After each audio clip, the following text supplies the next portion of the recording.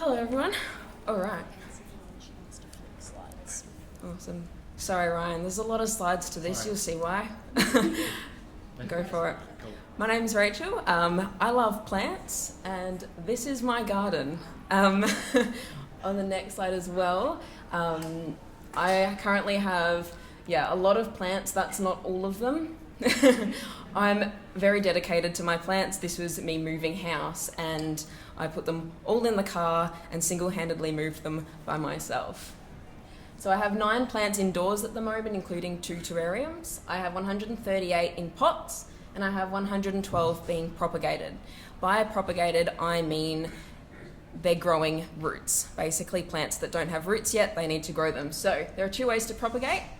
Water. If you just take a cutting off the plant, stick it in water, you get this result. Here, they're in soil. I prefer sand actually. You can do it in soil or sand. You take a cutting off the mother plant, stick it in some dirt, eventually it will grow some roots. Sand is a really good kind of soil, I guess, for growing roots. It tends to grow faster. They develop roots a lot quicker. And that's what it looks like eventually. Now, like most plant lovers, I do have a couple of indoor plants. These are your typical calatheas. I don't love them, they're not my favourite. I find them very slow growing. I don't know when they're dead and when they're not. The one on the left looks a little bit sad, but it's been like that for about 4 months, so I'm not entirely sure what's up with that. Projects. I do a lot of DIY projects in my garden, and by me, my dad.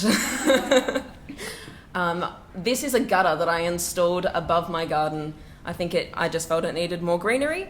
So I found a 6-metre long gutter in the neighbour's nature strip and I dragged it home and I hung it up with some wire and put plants in it. Another one, my most recent one, is the irrigation system. So this one's actually not a completely watered down pipeline, it's a mister. So they just jet mist basically at the plants. Combine that with the enclosed space and the filtered sunlight, it creates a really tropical environment, which I'm really excited to grow tropical plants.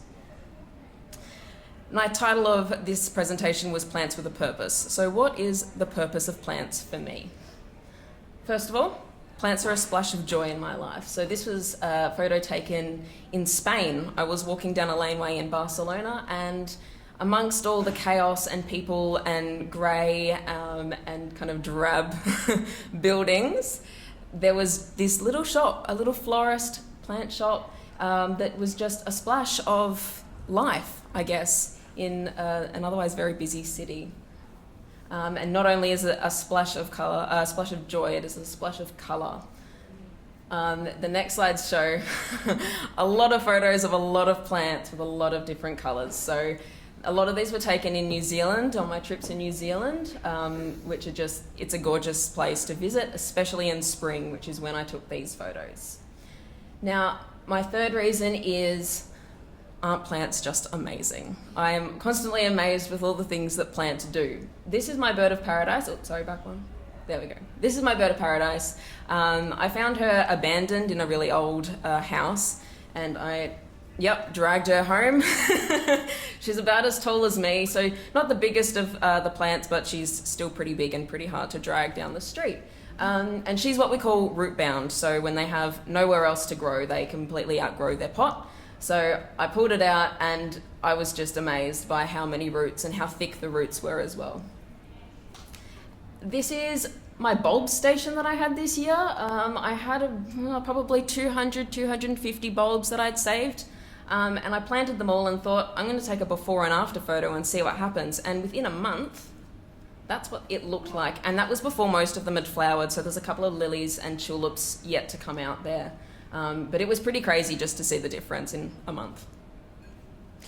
My final purpose of plants for me is the journey. Not only the emotional journey that we all go through as gardeners, whether plants die and they live, we don't know what happens there, but the literal journey that we go on. So I've been lucky enough to travel all around the world and visit various gardens, these ones in New Zealand, and it's been a bit of a motivator for me to get out and kind of see things that I wouldn't really go to see otherwise. I tend to follow the leader a bit on holiday.